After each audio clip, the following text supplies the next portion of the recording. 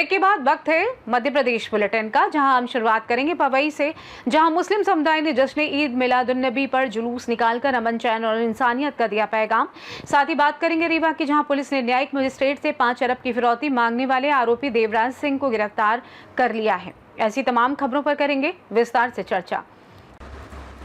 पवई में मुस्लिम समुदाय ने हजरत पैगंबर मोहम्मद साहब के जन्मदिन पर जश्न ईद मिलाद उन नबी का जोश खरोश और अकीकत के साथ जुलूस निकाला। छोटी जामा मस्जिद से शुरू होकर नगर के प्रमुख मार्गों से होता हुआ जुलूस बड़ी जामा मस्जिद पहुंचा, जहां फतेह दरुल सलाम के साथ देश के अमन चैन की दुआ मांगी गई। जुलूस में सजी धजी झांकियां, हरे रंग के झंडे, डीजे और आतिशबाजी से इसे आकर्षक बनाया गया। मुस्लिम धर्म गुरुओं और उलेमानों ने इंसानियत और सच्चाई का संदेश दिया। समुदाय ने बताया कि पैगंबर मोहम्मद सल्लल्लाहु अलैहिस्सलाम सभी के लिए रहमत और अमन शांति का पैगाम लेकर आए थे और ईद मिलाद उन नबी दुनिया भर के मुसलमानों के लिए सबसे अहम त्योहारों में से एक है।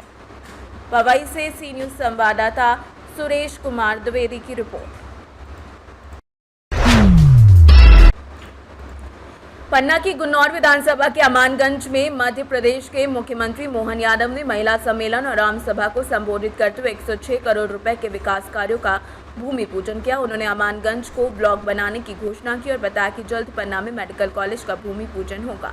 साथ ही देवेंद्र नगर और सलेहा में सामुदायिक स्वास्थ्य केंद्रों का उन्नयन किया जाएगा। मुख्यमंत्री ने कांग्रेस पर निशाना साधते हुए कहा कि भगवान राम का मंदिर बनने के बावजूद राहुल गांधी और प्रियंका गांधी दर्शन करने नहीं गए और वोट की राजनीति कर रहे हैं, जिसे जनता सबक सिखाएगी। उन्होंने लाडली बहन योजना में बढ़ोतरी और किसानों की सम्मान निधि के विस्तार की घोषणा की, जिससे किसानों को ज्यादा लाभ मिलेगा। सभा में लाखों लोग उपस्थित रहे। अच्छे नंबर से पास हो तो 75% से ऊपर वालों को लैपटॉप दे रहे। और अभी 11 तारीख के दिन जो बच्चे स्कूल में टॉप आए उनको स्कूटी मिलेगी। स्कूटी जोरदार अभिनंदन करो अपनी योजनाओं के लिए। एक भी बहुत सारी बातें हैं जो लंबे समय तक मैं कह सकता हूँ।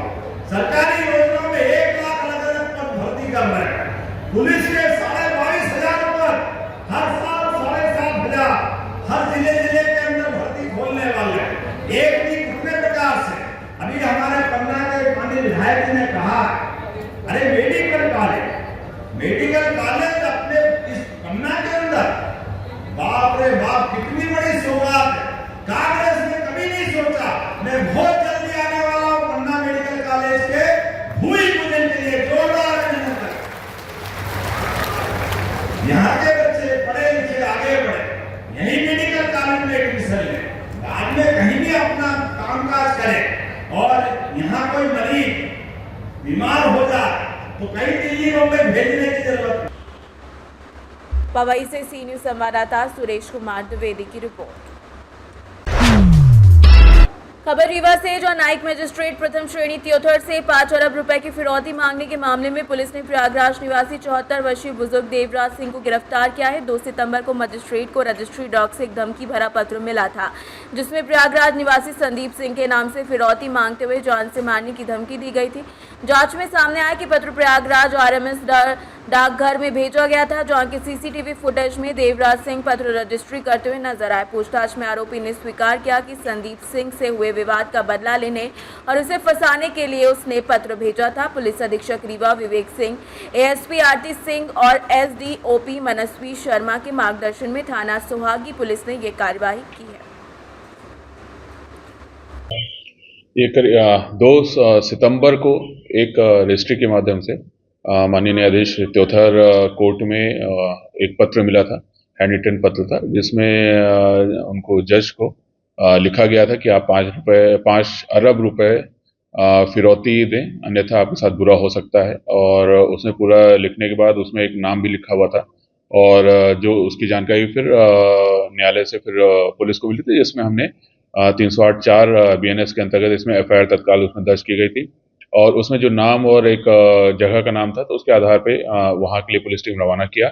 और जब उस संदीप सिंह का नाम लिखा था, संदीप सिंह से जब पूछताछ की गई तो उसके द्वारा बताया गया कि ये कृत्य उसके द्वारा नहीं किया गया। उस संभवतः कुछ जो जिनसे उसकी दुश्मनी है उनके द्वारा ये कृत्य किया गया होगा, तो कुछ उसने संदिग्धों के नाम उसने बताए थे और जिसके आधार पर उनसे भी पूछताछ की गई है, उनका ट्रैक करने का पूरा प्रयास किया गया।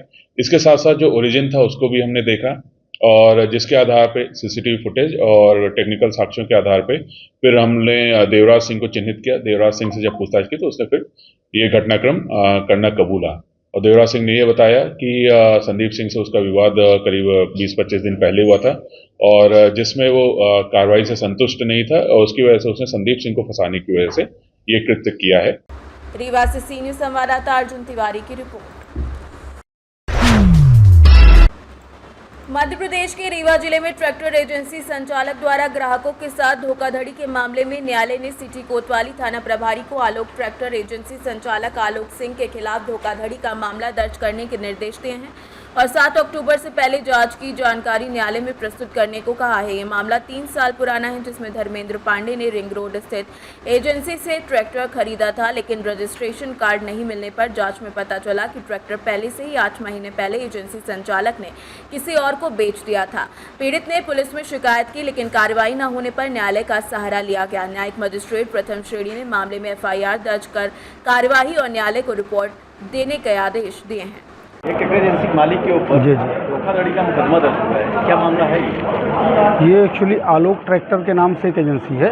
आलोक ट्रैक्टर एजेंसी ने धर्मेंद्र पांडे निवासी डेकाहा को एक ट्रैक्टर बेचा था और वो ट्रैक्टर धर्मेंद्र पांडे को बेचने के बाद धर्मेंद्र पांडे और उनके पिताजी के माध्यम से पूरे पैसे पेमेंट किए गए और जब दस्तावेजों की मांग की गई तब उसमें उनके द्वारा आनाकानी की जाती रही।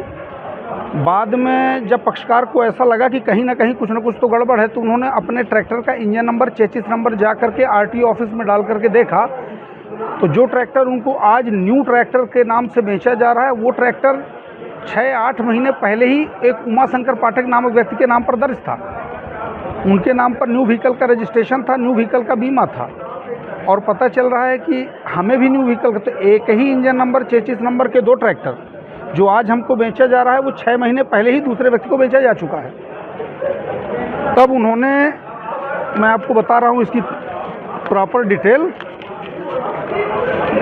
तब उनके द्वारा दिनांक 28/4/22 को थाना प्रभारी सिटी कोतवाली के समक्ष एक आवेदन दिया गया कि हमारे साथ ऐसा ऐसा गलत हुआ है, लेकिन उनके द्वारा कोई कार्रवाई नहीं की गई।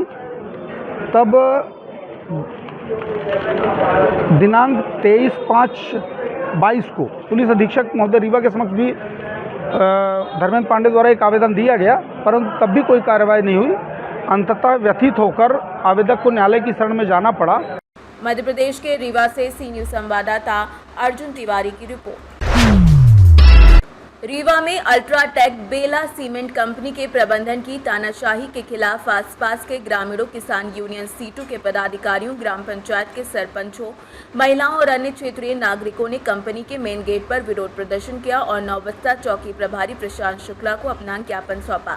ग्रामीणों ने मांग की कि कंपनी क्षेत्रीय बेरोजगारों को 70% रोजगार प्रदान करे, अन्यथा वे उग्र आंदोलन पर बाध्य होंगे, जिसकी जिम्मेदारी शासन प्रशासन की होगी। इस दौरान पूर्व जनपद अध्यक्ष, विधायक प्रतिनिधि, पूर्व जिला पंचायत सदस्य, कई सरपंच और किसान नेता सहित सैकड़ों लोग मौजूद थे और अपनी आवाज बुलंद की। आप जो है युवाओं को क्या संदेश देना चाह रहे हैं कि हम युवाओं को ये संदेश देना चाह रहे हैं कि अपना अधिकार लड़के भी लिया जाता है।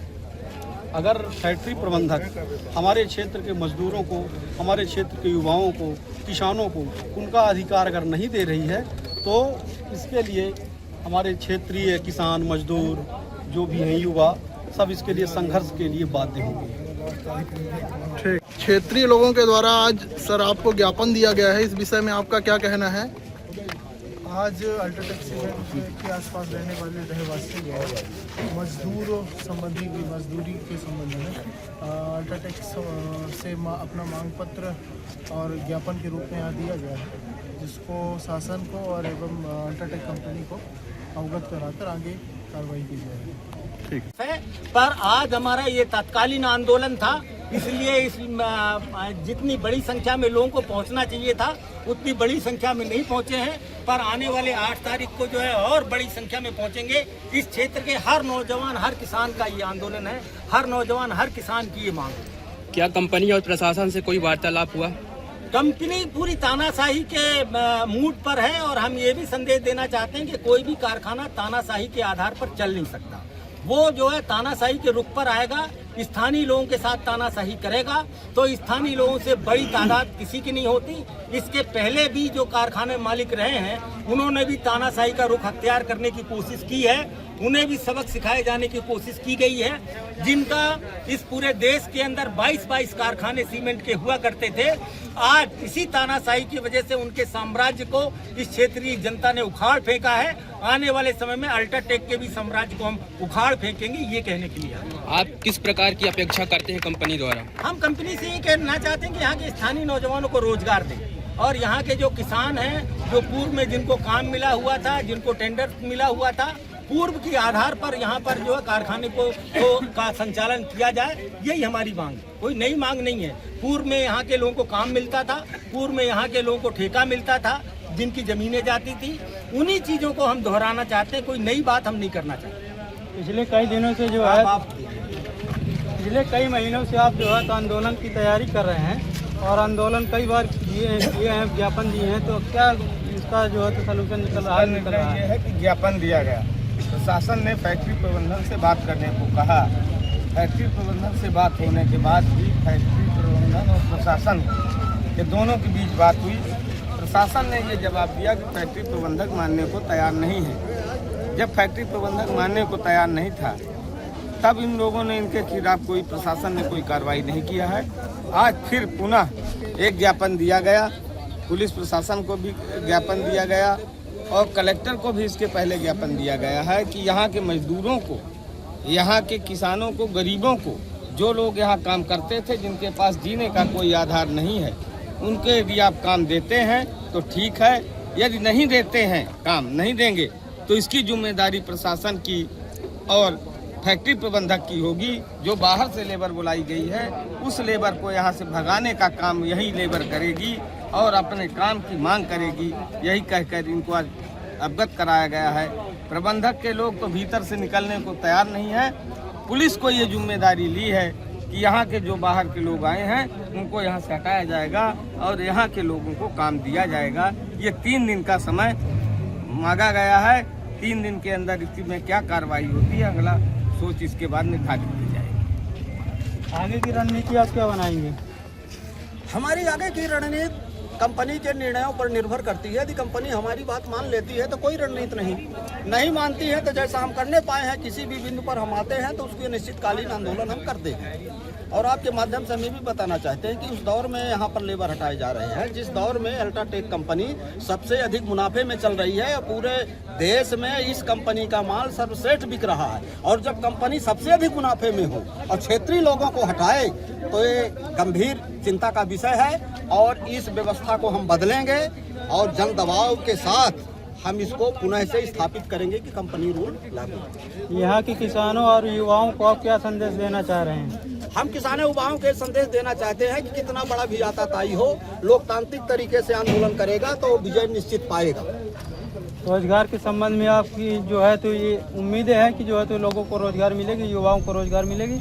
हम कभी ना उम्मीद नहीं होते, हम किसान हैं, हम हमेशा उम्मीद के साथ जीते हैं और आप सबको भी आपके माध्यम से बताना चाहते हैं कि सबको जो यथाउचित है रोजगार मिलेगा। यद्यपि ये कंपनी की इतनी स्तर नहीं है कि पूरे देश में रोजगार बांटे, लेकिन क्षेत्र के लोगों में जितनी भी कंपनी की लेबर की जरूरत होगी 70% यहाँ के युवा होंगे। इस बात के लिए हम आश्वासन देंगे। प्रशासन के लिए और कंपनी के लिए आप क्या चेतावनी दे रहे हैं? प्रशासन और कंपनी के लिए यही चेतावनी दे रहे हैं कि आप भारतीय संविधान के अंदर स्थापित है, भारतीय संविधान का पालन करो, जैसे हम कर रहे हैं आप भी करो। आपने 70% लिख के दिया है कि रोजगार देंगे, कंपनी ला में लिखा उसी को लागू करें। रीवा से सी न्यूज संवाददाता अर्जुन तिवारी की रिपोर्ट। फिलहाल के लिए इस खास बुलेटिन में बस इतना ही। देश दुनिया की तमाम बड़ी खबरों को जानने के लिए जुड़े रहिए सी न्यूज भारत के साथ। हर खबर आपके साथ, आपके हाथ।